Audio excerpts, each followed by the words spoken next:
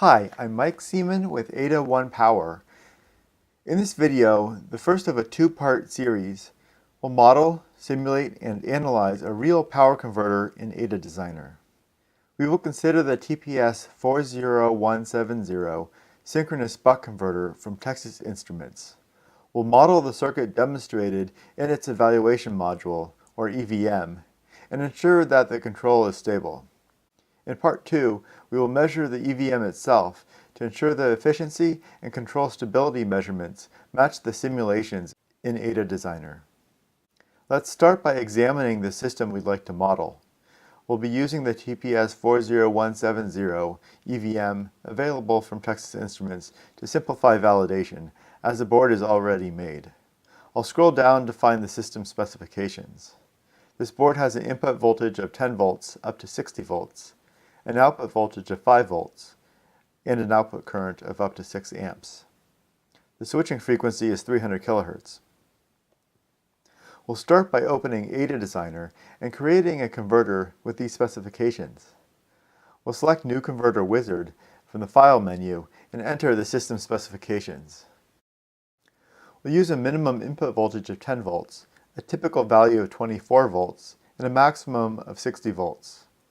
The output voltage is 5 volts. We'll consider an output current from 0 to 6 amps. We'll then click Next and choose the buck topology, which is a synchronous buck by default. On the next page, we'll enter our 300 kHz switching frequency. Now we'll finish the wizard. Here's our starting point. We are using an ideal or generic controller model, and ideal switches, inductor, and output capacitor models. We can look at the transient response of the converter and see that it's already stable without any input from us, but additional improvement will be needed in the transient response down the road. The converter doesn't yet model our target system. Let's start by converting the ideal power components to use real device models to match the parts used in the EVM. In the EVM manual, we'll find the schematic for our reference, as well as the bill of materials. I'll scroll down to the bill of materials. We'll refer to the schematic and BOM to determine the part numbers for each component. Our high-side MOSFET is a BSC110N06, and the low-side MOSFET is a BSC076N06. Now we'll start by converting the MOSFETs to library components and then selecting the desired model from the list. Since the EVM uses 60-volt transistors, we'll need to change the filter to include 60-volt devices. I'll note that since the input voltage goes up to 60 volts, we really should be using a higher voltage transistor. We'll make this change later in the video. We'll choose the correct low-side device and then do the same thing for the high-side device, choosing the correct model there.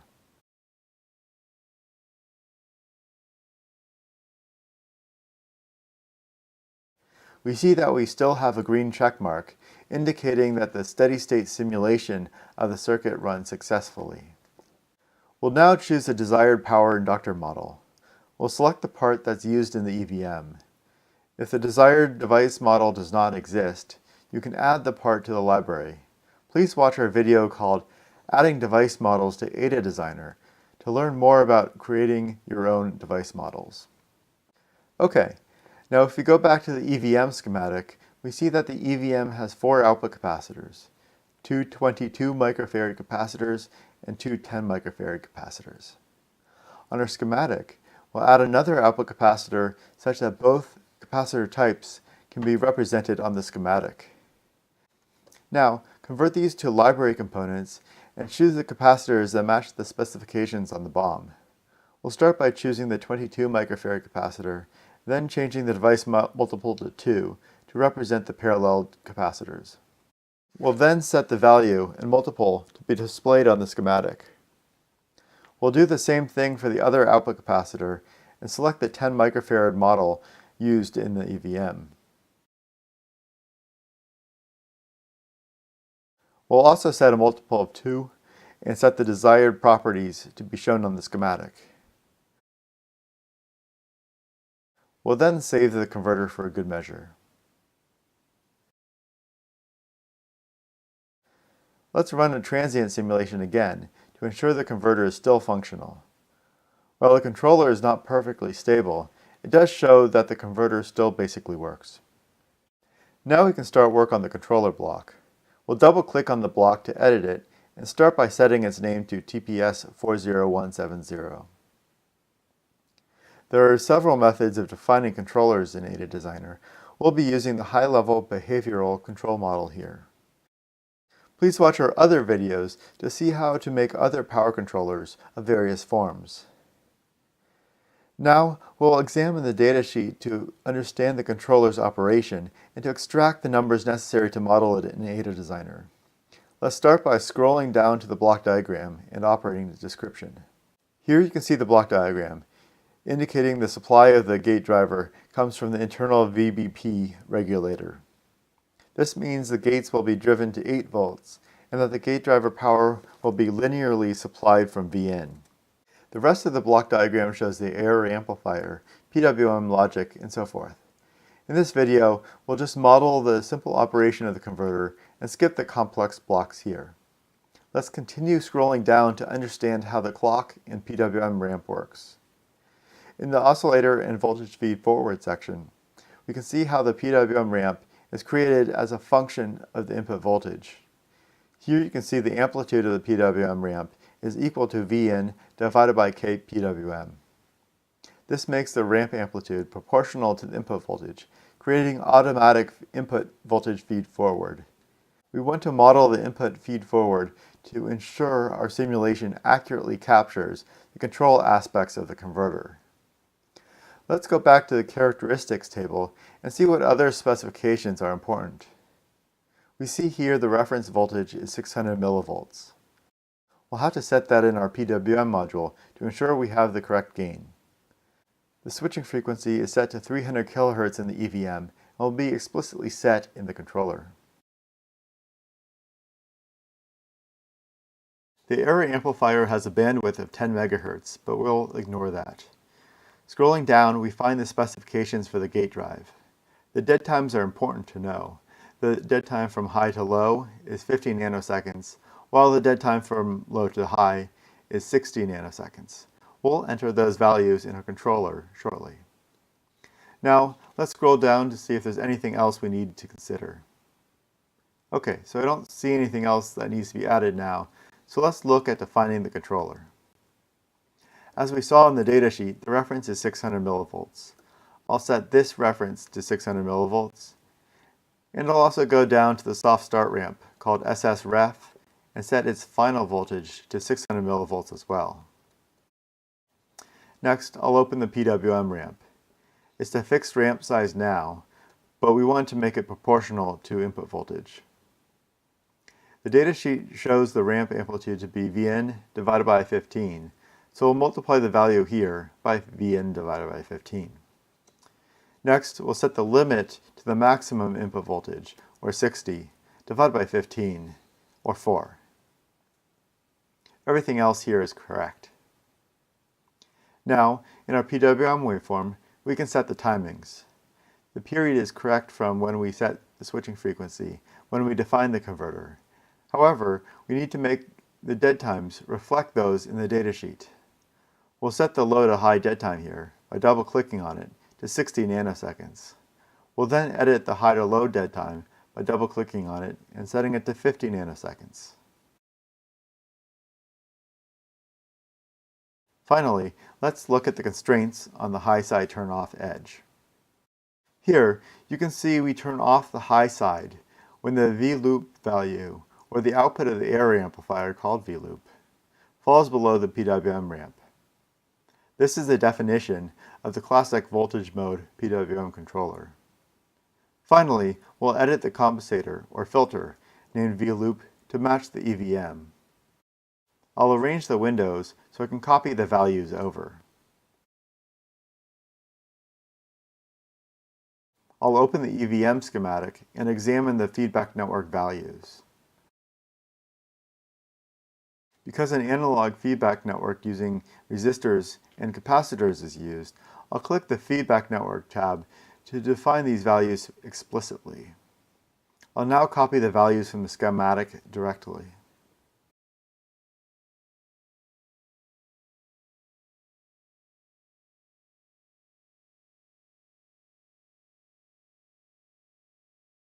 I'll set the maximum value of the filter output to 4 to match the maximum PWM value. I'll now close the controller and run a transient simulation to make sure everything works well and fix any problems I run into. The transient looks good. The output voltage stabilizes quickly at 5 volts, and the current waveforms look well behaved. Now that the control looks good, we need to add a few things to accurately capture the losses in the circuit. We'll start by adding a capacitor on the switch node. This capacitor will represent parasitic capacitances besides those in the MOSFETs. Let's look at the layout of the PCB. We'll start with the top layer.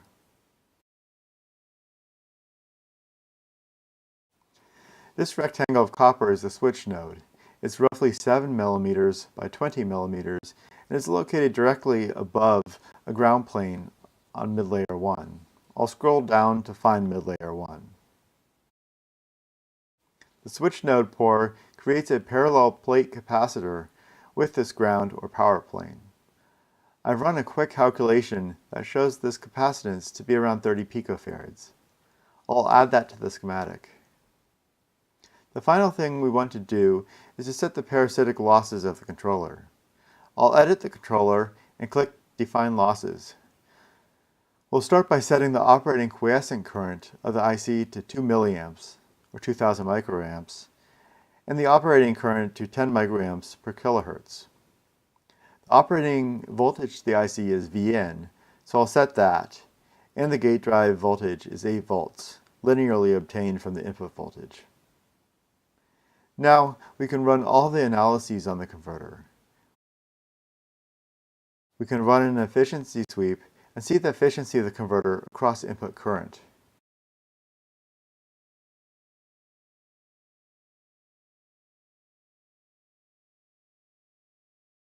We can also examine the efficiency breakdown of the converter. The simulation looks at all of the losses in the converter to help understand where the losses come from. We can view the losses by type, and we can see that the gating loss, capacitive switching loss, and MOSFET conduction losses are dominant. As we reduce the load current by selecting I out and dragging the slider left, we can see that the gating and capacitive losses become even more dominant. This suggests our FETs are too big. Let's work on choosing smaller, more optimal FETs. Let's choose a better option for the low side FET here. We'll double-click the part and choose a new model. Eta Designer evaluates each of these parts in circuit in the background so we can choose the best part for the job. First, we'll remember that the original parts in the circuit are only 60 volt rated. This is too low for a converter that goes up to 60 volts. So we'll look for FETs between 80 volts and 120 volts. We can sort the parts by either loss or efficiency. We'll choose efficiency here to maximize the converter efficiency, even if the FET loss is not minimal. The Fairchild FDMS 86102LZ looks like a good compromise, so I'll choose that part.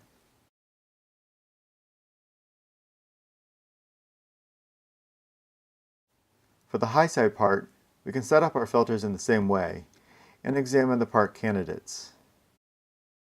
The part we chose on the low side is number 2 here, but it's probably worth choosing that part to keep the BOM simple for our design. This component selection was done at the default operating condition. Let's see how the component choice varies over low current. We'll choose sweep efficiency again and edit the simulation settings.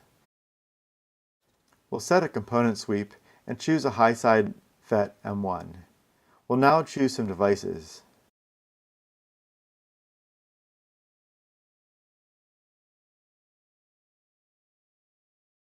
We'll pick the original MOSFET as well as our new FET.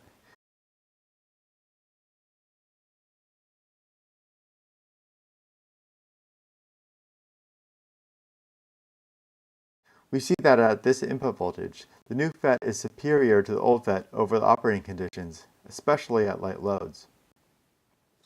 We can do the same analysis for the other transistor as well.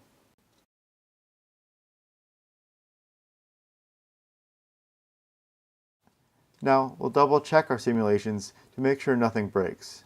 Okay, the controller still looks stable and well behaved in this Bodhi plot. We can run an efficiency sweep across input voltage for a whole converter view.